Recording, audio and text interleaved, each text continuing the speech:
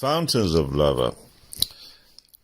Today I predicted that there would be an eruption in the night.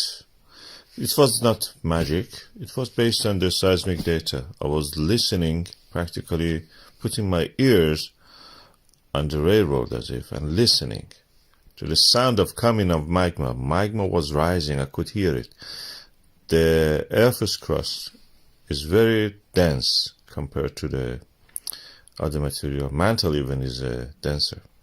So I could hear it, and yeah, behold, the magma came.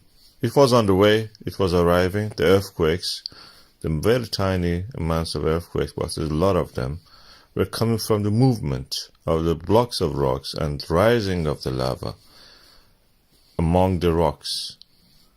I put my ear on the ground in the form of a seismograph, and I could hear that.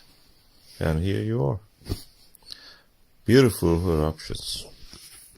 That's how we do these things in geophysics.